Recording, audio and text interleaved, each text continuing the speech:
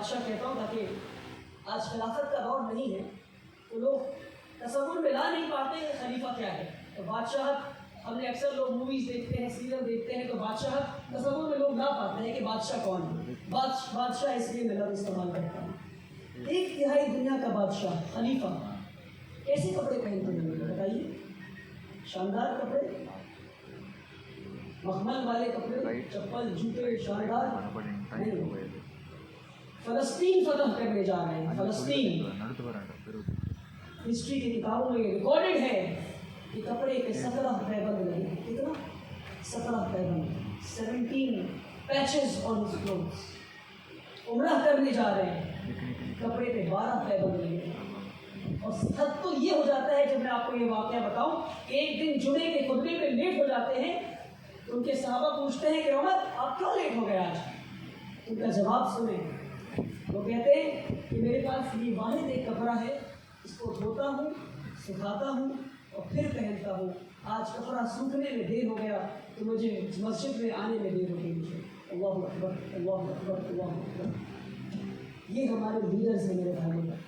آج دیکھیے ہم مسلمان کتنے مشکل وقت سے گزر رہے ہیں, کتنے مشکل وقت سے گزر رہے ہیں. ہر کبھی ٹرپل طلاق, UCC, NRC, وقف امینڈمنٹ بل, حجاب بین وغیرہ وغیرہ وغیرہ وغیرہ. ایسے حالات میں میں حضرت عمر کی ایک خط کو یاد کرتا ہوں. سعد بن ابی وقاص رضی اللہ تعالیٰ عنہ حضرت عمر کے وقت میں پرشیا کانکر کرنے گئے. انہیں کمانڈر ان چیف بنا کر حضرت عمر نے پرشیا کانکر کرنے بھیجا. جب وہ پرشیا کانکر کرنے گئے تو جنگ کی میدان میں جب وہ کھڑے تھے, حضرت عمر کی طرف سے خط پہنچا. جنگ کی میدان میں کمانڈر ان چیف کھڑا ہے, ہاتھ میں خط آتا ہے. خط میں کیا لکھا ہوگا بتائیے؟ خط میں کیا لکھا ہوگا؟ یا خط میں کیا لکھا ہونا چاہیے؟ خط میں تو یہ لکھا ہونا چاہیے تھا کہ جنگ کیسے لڑو, جنگ کے بعد کیا کرو, جنگ جیت جاؤ تو پھر مال غنیمت کو کیسے لے کر آؤ, جنگ ہار جاؤ تو کیا کرو, وغیرہ وغیرہ وغیرہ وغیرہ. یہ لکھا ہونا چاہیے تھا کہ کون سے ہتھیار استعمال کرو یا کیا اسٹریٹجیز ہونے چاہیے تھے. یہ لکھا ہونا چاہیے تھا خط میں. مگر آپ سن کر حیران ہو جائیں گے کہ کیا خلیفہ تھے. کہ خط کا پہلا لائن سنیں, the first line of the letter, کہ میں تمہیں حکم دیتا ہوں کہ تم اللہ سے ڈرو. میں تمہیں اور تمہاری فوج کو حکم دیتا ہوں. دوسرا لائن, میں تمہیں اور تمہاری فوج کو حکم دیتا ہوں کہ بدعمالی سے ڈرو. اللہ سے ڈرو اور بدعمالی سے بچو. اللہ سے ڈرو اور بدعمالی سے بچو. جنگ کی میدان میں اللہ سے ڈرو. تو آگے لکھتے ہیں وہ, اللہ کا خوف ہی تمہارا سب سے بڑا ہتھیار ہے.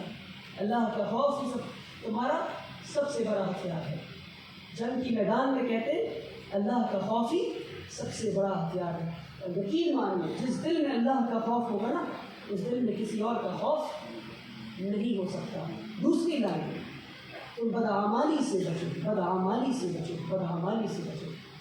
جنگ کی میدان میں کون سی بدعمالی میرے بھائی, کون سی بدعمالی؟ اس کے باوجود کہتے ہیں. اور کسے کہتے ہیں؟ ایک صحابہ کو کہتے ہیں جس کے لیے جنت گارنٹیڈ ہے. انہیں خط لکھ رہے ہیں کہ اللہ سے ڈرو. جن کے لیے جنت گارنٹیڈ ہے انہیں کہہ رہے ہیں بدعمالی سے بچو. آج ہم جب اپنے کردار کو دیکھتے ہیں, اپنے اعمال کو دیکھتے ہیں اور پھر دیکھتے ہیں کہ ہم کیوں پریشان ہیں, تو اس خط کو یاد کریں اور سمجھیں کہ ہمارے اعمال ہی وہ وجہ ہے جن کی وجہ سے آج ہم پریشان ہیں. انشاءاللہ امید کرتے ہیں کہ اس انسیڈنٹ سے ہمیں سیکھتے ہیں کہ ہمیں اللہ سے ڈرنا ہے اور بدعمالی سے بچنا ہے انشاءاللہ.